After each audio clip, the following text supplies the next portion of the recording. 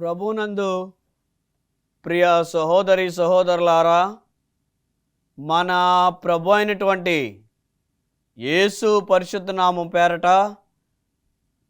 మీ అందరికీ వందనములు తెలియజేస్తున్నామండి. మీలో ప్రతి ఒక్కరిని ఈ హోప్ టీవీ ఇండియా ఛానల్కు ప్రేమతో ఆహ్వానించుతున్నామండి. ప్రార్థన చేసుకుందాం. ప్రేమగల మా తండ్రి, దయగలిగిన మా యేసయ్య, మీ ఘనమైన శ్రేష్టమైన నామమునకు వేలాది వందనములు, స్తుతులు, స్తోత్రములు స్తోత్రములు స్తోత్రములు మా తండ్రి. మరొకసారి మీ వాక్యాన్ని వినాలని మీ పాదాల చెంతకు చేరి ఉన్నాము. మీ దాసును బలపరిచి వారి ద్వారా మీరు మాతో మాట్లాడి నీ వాక్యంతో మా హృదయాలను తృప్తిపరిచి మహిమ పొందమని యేసు నామమున ప్రార్థించి వేడుకొనుచున్నాము తండ్రి. ఆమేన్. ఈరోజు మనం అధ్యయనం చేయబోయేటువంటి ధ్యాన అంశము యేసు ప్రభువారి యొక్క రెండవ రాకడ పండుగ. ఇప్పటి వరకు మనం 7 పండుగలను నేర్చుకున్నాము. ఇశ్రాయేలీయులకి ఇవ్వబడినటువంటి పండుగలు, వాటి ప్రారంభాన్ని, వాటి అంతాన్ని, వాటి నెరవేర్పుని మనం చూసాము. ఈ వారం మనం యేసు ప్రభువారి యొక్క రెండవ రాకడ పండుగను మనం చూస్తున్నాము. ఆయన రాకడ మనందరికీ పండుగ దినము. ఎందుకనంటే మనమందరము ఆయన కోసం ఎదురు చూస్తున్నాము. ఆయన కోసము మనం అందరము నిరీక్షణ కలిగి ఉన్నాము. అందుచేతనే మన నిరీక్షణ ఫలించే రోజు, మనమందరము యేసు ప్రభువారిని స్వయంగా చూడబోయే రోజు. అందుకనే అది మన అందరికీ ఒక పండుగ దినము. ఆ పండుగ ఎలా ఉండబోతుంది? ఆ పండుగకు ముందు ఏం జరుగుతుంది? ఆ పండుగలో ఏం జరుగుతుంది? పండుగ తర్వాత ఏం జరుగుతుంది? ఈ వారం, వచ్చే వారం మనం నేర్చుకొని ఉన్నాము. మన ధ్యానము నిమిత్తమై ప్రకటన గ్రంథము 22వ అధ్యాయము 12వ వచనము, ఇదిగో నేను త్వరగా వచ్చుచున్నాను, వాని వాని క్రియల చొప్పున జీతం ఇచ్చుటకు సిద్ధపరిచినది నా యొద్దనే ఉన్నది. యేసు ప్రభువారు అంటున్నారు, ఇదిగో నేను త్వరగా వచ్చుచున్నాను.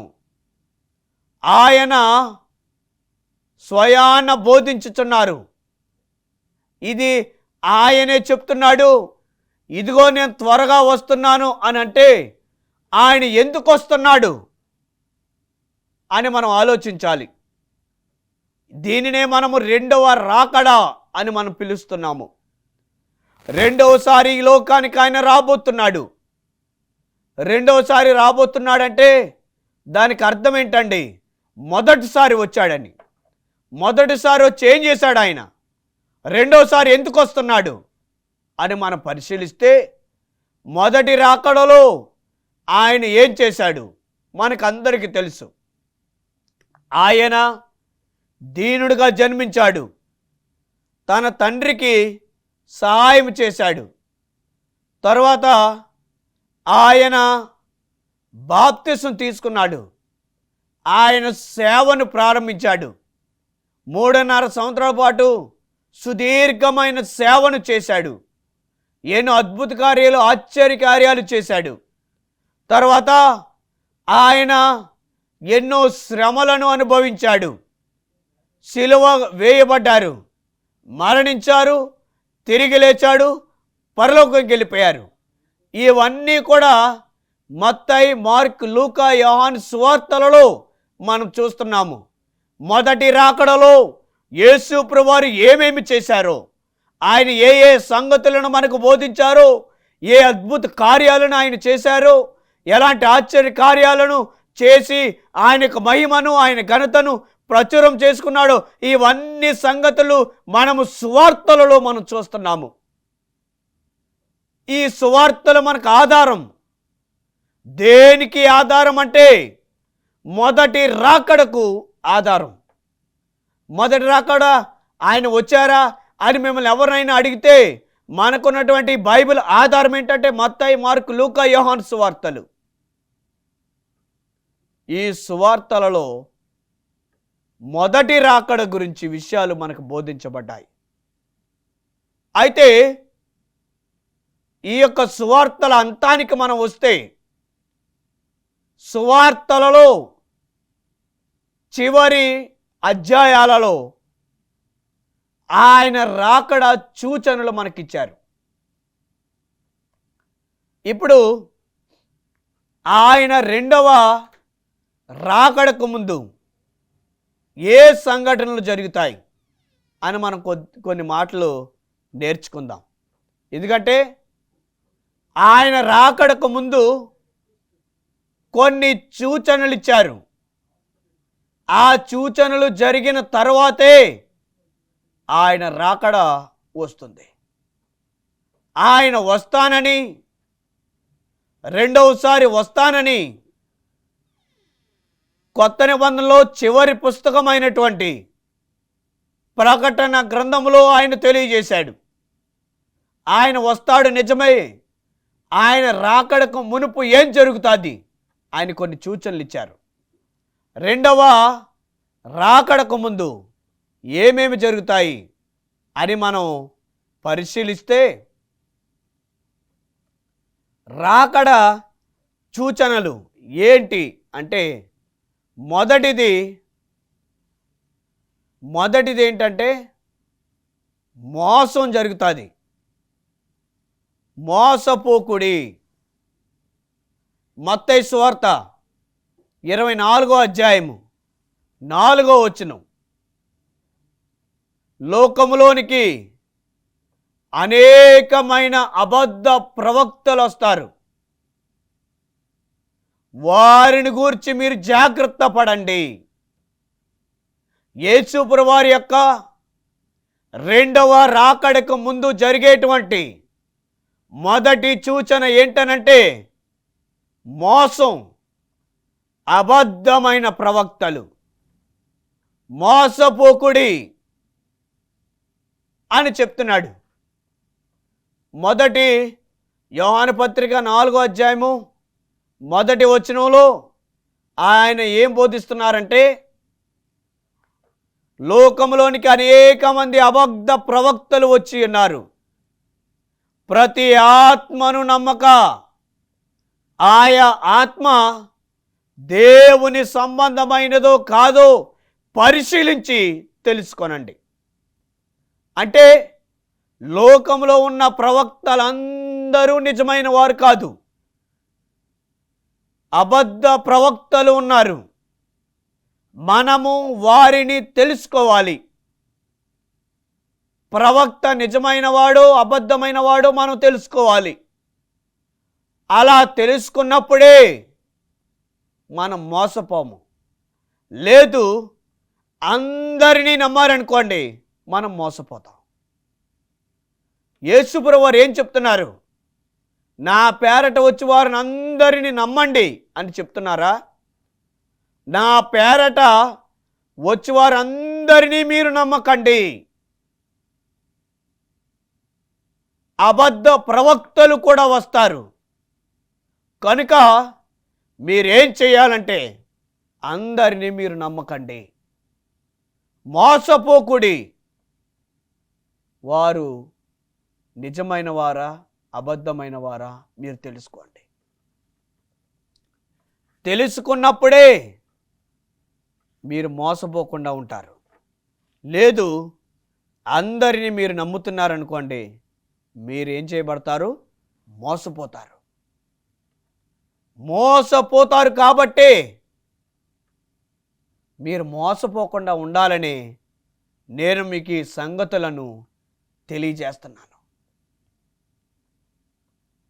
మోసపోకుండా ఉండడానికి ఈ విషయాలు నేను మీకు బోధిస్తున్నాను కనుక మీరు జాగ్రత్తగా ఉండండి. ఇది మొదటి సూచన. రెండవ సూచన,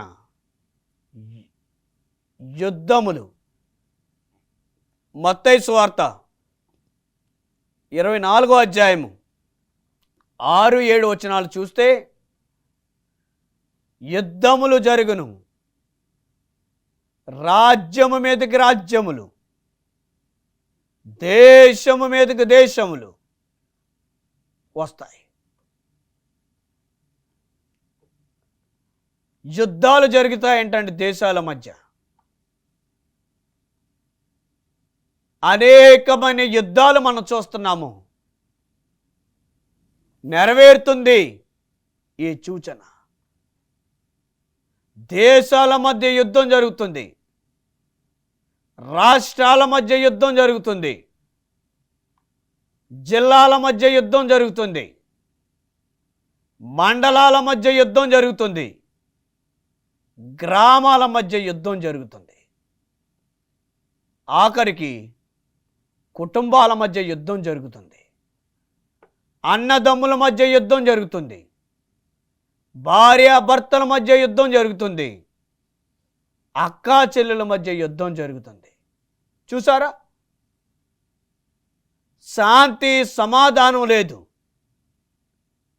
దేశము మొదలుకొని వ్యక్తిగతంగా మన వరకు యుద్ధాలే జరుగుతున్నాయి, గొడవలు జరుగుతున్నాయి. జనముల మీదకి జనములు, రాజ్యాల మీదకి రాజ్యాలు, దేశాల మీదకి దేశాలు, బాంబులు చూస్తున్నాం, బ్లాస్టింగ్. ఇలాంటి మనుషులే చంపుకుంటున్నారు. ఘోరమైన హత్యలు మనం చూస్తున్నాం. వీటన్నిటినీ, ప్రపంచాన్ని మీరు గమనించగలుగుతున్నారు ప్రియ సహోదరి సహోదరులారా. ఇంత యుద్ధం జరుగుతుంటే మనం ఆ యుద్ధాలను చూడగలుగుతున్నామా? ఈ యుద్ధాలను బట్టి మనం నేర్చుకోవాల్సింది ఏంటనంటే, యేసు ప్రభువారి రాకడ అతి త్వరలో జరగనయ్యున్నది. శాంతి సమాధానం లేక, సంతోషము ఆనందము లేక ఈ సంఘటనలన్నీ జరుగుతున్నాయి. జరుగుతున్న వాటిని బట్టి మనం నేర్చుకోవాల్సిన ఆధ్యాత్మికమైన పాఠాలు ఏంటంటే, మనం యేసు రాకడకు అతి సమీపంగా ఉన్నాము. ఒక మత్తయే కాదు, మార్కు సువార్త 13వ అధ్యాయము 7-8 వచనాల్లో కూడా మార్కు కూడా తన సువార్తలో తెలియజేస్తున్నాడు. ఏం జరుగుతుందో, ఏ సంఘటనలు జరగనయ్యున్నాయో, ఇవన్నీ విషయాలు మార్కు కూడా ఈ సత్యాలను తెలియజేయుచున్నాడు. వీటిని కూడా మనము గమనించి, వీటిని కూడా మనము తెలుసుకొని, దేవుని యందు నిరీక్షణ ఉంచి ఆయన రాకడకు మనం సిద్ధపడాలి. మూడవ సూచన మనం చూద్దాము. మూడవది భూకంపాలు, కరువులు. మత్తయి సువార్త 24వ అధ్యాయము 8వ వచనము. ఈ యొక్క భూకంపాలు, కరువులు, ఈ సూచన ఆల్రెడీ నెరవేరింది, ఇంకా నెరవేరుతుంది. అంటే ఒకసారి భూకంపం వచ్చి ఆగిపోతే నెరవేరిపోయినట్టు కాదు, అలా వస్తూనే ఉంటాయి. ఆ భూకంపాలు అలా వస్తున్నాయంటే మనం నేర్చుకోవాల్సింది ఏంటనంటే, యేసుప్రభు రాకడకు సమీపంగా ఉన్నాము. కరువులు, ఎంతోమంది ఆహారం లేక అలమట్టించిపోతున్నారు. ధరించుకోవడానికి వస్త్రము లేక, ఉండడానికి నివాసము లేక, తినటానికి ఆహారం లేక అనేక మంది అల్లాడిపోతున్నారు. భూకంపాలు వస్తున్నాయి, సునామీలు జరుగుతున్నాయి. ఇవన్నీ కూడా యేసు యొక్క రాకడకు సూచనలు. ఇంకొక కరువు ఉన్నది. ప్రవక్త అంటాడు కదా ఆమోసు గ్రంథంలో, కరువు అంటే అన్నపానముల చేత కలిగేటువంటి కరువు కాదు, దేవుని యొక్క వాక్యము దొరకకపోతే అది కరువే. అంటే దేవుని వాక్యం ఆహారంతో పోల్చారు. అనగా దేవుని యొక్క వాక్యము అందించబడటము ముగించబడుతుంది. వాక్యము వినడానికి మనకు అవకాశం దొరకదు. ఆన్లైన్ సర్వీస్ అంతా కూడా ఆగిపోతుంది. ఆఫ్లైన్లో బోధించడానికి ప్రభుత్వం వారు అనుమతించారు.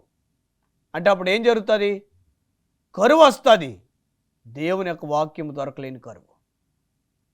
మరి ఆ కరువు వచ్చినప్పుడు మనం ఏం చేయాలి? ఇప్పటి నుంచే వాక్యాన్ని నేర్చుకోవాలి. ఉదాహరణకి ఐగుప్తు దేశానికి కరువు వచ్చింది. యోసేపు ఐగుప్తు దేశంలో ఉన్నప్పుడు ఏం చేశాడు? ఇదిగో ఈ దేశానికి కరువు రాబోతుందని 7 సంవత్సరాలకి సరిపడేటువంటి ఆహారాన్ని ఆయన సమకూర్చాడు. కరువు వచ్చింది. ఏం చేశారు వారు? వారు దాచుకున్నటువంటి ఆహారాన్ని తిన్నారు.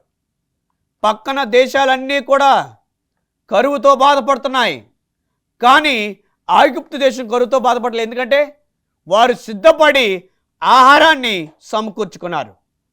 మరి ఇలాగా దేవుని వాక్యం గురించి కూడా కరువు వస్తే, కరువు రాబోతుంది కాబట్టి మనం ఏం చేయాలి? ఇప్పటి నుంచి వాక్యాన్ని నేర్చుకొని మన హృదయాలలో దాచుకోవాలి.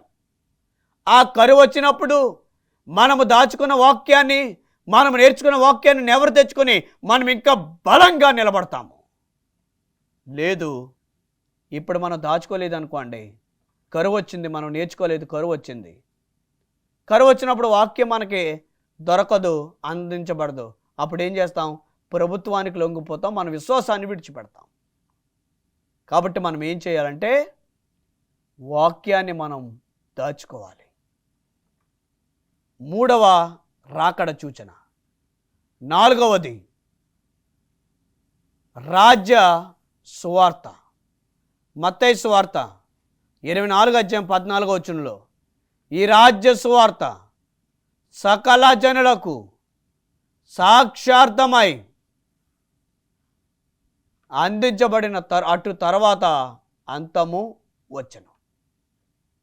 ఈ రాజ్య సువార్త సకల జనులకు అందించబడాలి. ఆల్రెడీ అనేకమైన టీవీల ద్వారా, ఈ హోప్ టీవీ ఇండియా ఛానల్ ద్వారా అనేకమైన సత్యాలు బయలుపరచబడుతున్నాయి. మునిపెన్నడు లేనటువంటి విధంగా దేవుడు తన సేవకులను వాడుకొని ఇంకా బలమైన సువార్తను ఆయన జరిగించుకుంటున్నారు. మరి సువార్త అందించబడుతుంది. మరి సువార్తను మనం అంగీకరిస్తున్నామా? మనము ఈ సత్య సువార్తను అంగీకరించాలి. ఈ సువార్తను ఎదుటి వారికి త్వరితం చేయాలి. అప్పుడే ఆయన 2వ రాకడ వస్తుంది. ఇవి ఆయన రాకడ యొక్క సూచనలు. 4 నేర్చుకున్నాము. 1, అబద్ధ ప్రవక్తలు వస్తారు. 2వది యుద్ధాలు జరుగుతాయి. 3వది భూకంపాలు, కరువులు వస్తాయి. నాలుగవది, ఈ రాజ్య సువార్త అందించబడాలి. ఇవి ఆయన రాకడ గురించినటువంటి సూచనలు. తర్వాత ఈ సూచనలు అయిపోయిన తర్వాత ఆయన రాకడ వస్తుంది. ఆయన రాకడలో ఏం జరుగుతుంది? ఇప్పటి వరకు ఆయన రాకడకు ముందు ఏం జరుగుతుందో నేర్చుకున్నాం. ఇప్పుడు ఆయన రాకడలో ఏం జరుగుతుంది అని చూస్తే ప్రకటన గ్రంథము 1వ అధ్యాయము 7వ వచనం, ఆయన మేఘారూఢుడై వచ్చినప్పుడు ప్రతి నేత్రము ఆయన చూచును, ఆయనను పొడిచిన వారును ఆయనను చూచెదరు. ఏం జరుగుతుందండి?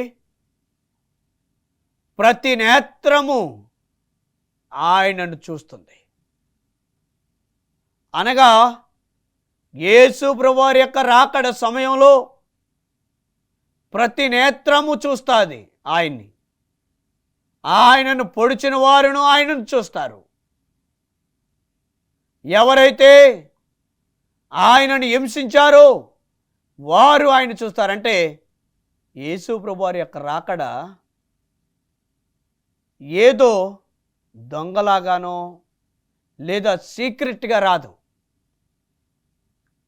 ఆయన రాకడలో ఏం జరుగుతుందంటే అందరూ ఆయనను చూస్తారు, కానీ రొమ్ము కొట్టుకుంటారటండి.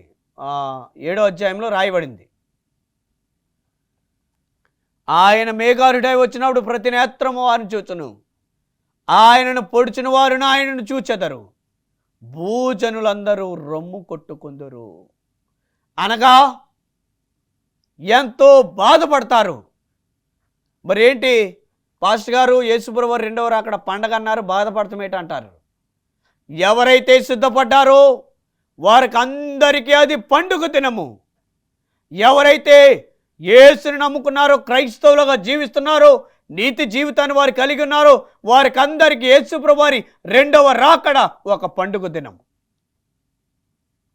ఆయనలో విశ్వాసం నివ్వకుండా కేవలం నామకార్థ క్రైస్తవులుగా మనం జీవించి ఆయన ఆజ్ఞలను, ఆయన చిత్తాన్ని మనం పక్కన పెట్టి మన ఇష్టారంగా జీవిస్తే రొమ్ము కుట్టుకునేటువంటి వారి గుంపులో మనం ఉండిపోతాం తప్ప సంతోషించే వారిటువంటి గుంపులోనికి మనం వెళ్ళలేము. ఈ సత్యాన్ని మనం తెలుసుకోవాలి.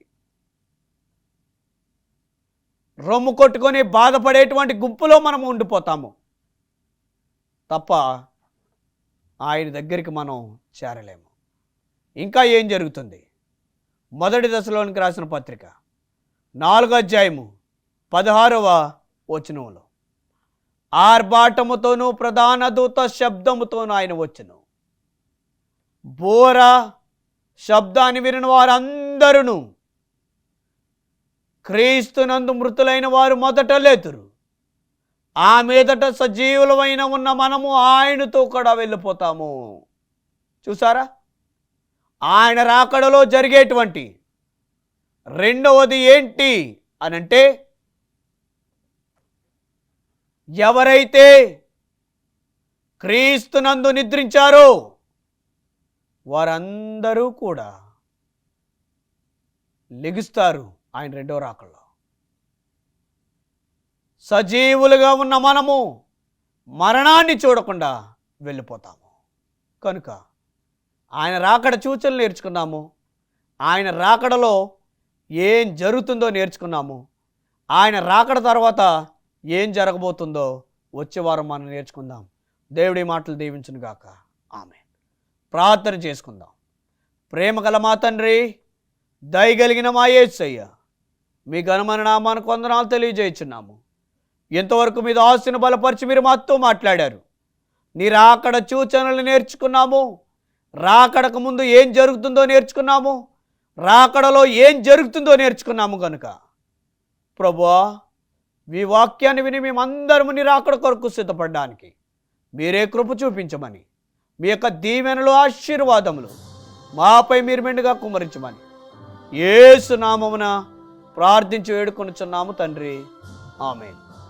దేవుడు మిమ్ములను మీ కుటుంబాలను దీవించి ఆశీర్వదించునుగాక. ఆమేన్.